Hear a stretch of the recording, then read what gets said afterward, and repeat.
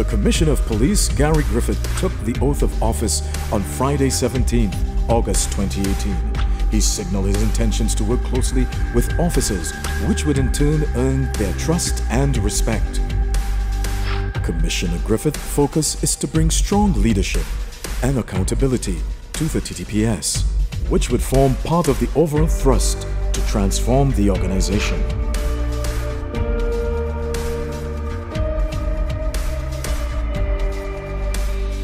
Since assuming office, Mr. Griffith has met with stakeholders internally and externally. Executive of the Police Social and Welfare Association, Commissioner of Prisons and members of the Prison Executive, U.S. Embassy Law Enforcement Working Group, Downtown Owners and Merchants Association, Ambassador of France and Head of the European Union, Ambassador of the People Republic of China, and the Canadian High Commissioner. These open discussions have strengthened partnerships which would lead to meaningful collaborations and solutions to the issues of crime and criminality. This plays a very big part in getting the police to understand the needs, the concerns of the environment, working with the business sectors, hearing exactly what happens. This collaborative approach to leadership has also been seen on a tactical level, as many high-profile operations utilize various arms of the TTPS.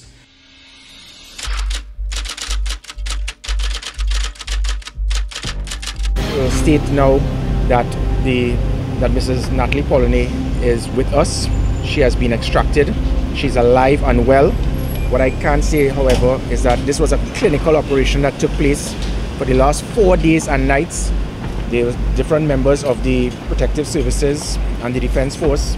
We worked hand in hand. It was a coordinated effort. Again, I would like to thank the different members, arms of the protective services, inclusive of the Trinidad and Tobago Police Service, the AKU, the OCIU, the Special Branch, the Police Headquarters, the SSA, and the tactical units.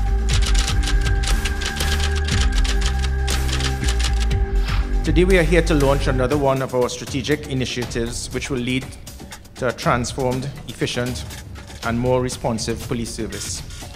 Ladies and gentlemen, present to you this morning the Emergency Response Patrol. Another initiative of Commissioner Griffith is the implementation of an emergency response unit. This unit will be pumped with the latest in GPS technology, which allows for better tracking and monitoring of vehicles to ensure that vehicles are dispatched to the closest distress call for an immediate response. It will measure performance, make us accountable, and it will assist in a higher visibility, a rapid response, and a very heavy deterrent to assist in what is required, not just to prevent crime, but to take away the perception and fear of crime. I would like you to know how it feels that every day you're putting your life on the line. You leave your home, and your child, your wife, your husband is hearing people say the most negative things about you. And they don't even know if they're going to come back home because they intend to put their life on the line for persons out there who they do not even know. And in return, you hear citizens making the most disgusting comments about them. I'm not saying that we should be praised every day, but what I'm saying is try to understand what they go through when those men and women in uniform. Support them and they would support you.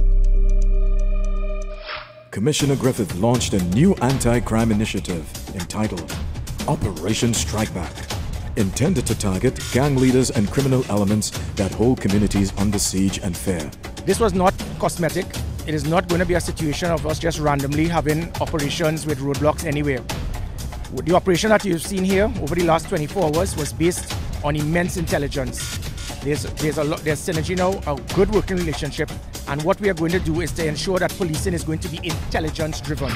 Since its official launch, Operation Strike Back has resulted in the destruction of over $7.2 million in marijuana and cocaine, the seizure of quantities of firearms and assorted ammunition.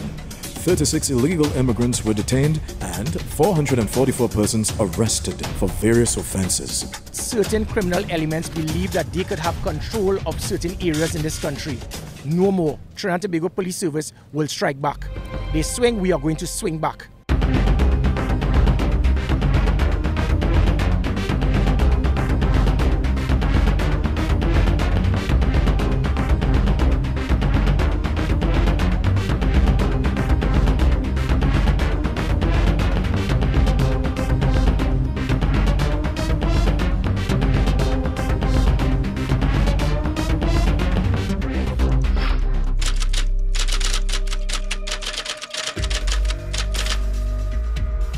What we asked is all of police officers who lived in the Western and the Port of Spain area to report to the Police Training Academy, and they turned out there many officers, because we were able to mobilize 42 extra police patrols, and they also manned other police stations in the Port of Spain and Western Northern areas.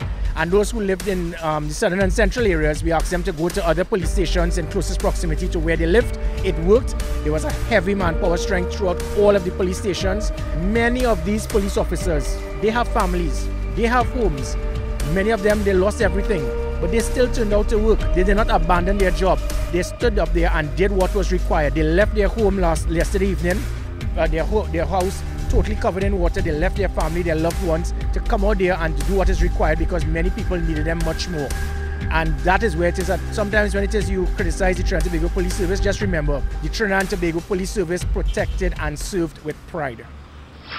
So when people ask why it is I dress in the uniform of the troops on the ground, because that is where I was trained, that's where I am. I will take a bullet for any police officer or for any citizen, a law-abiding citizen. You want a game changer? The game changer is not me. The game changer is not the Trinidad and Tobago Police Service. The game changer is you.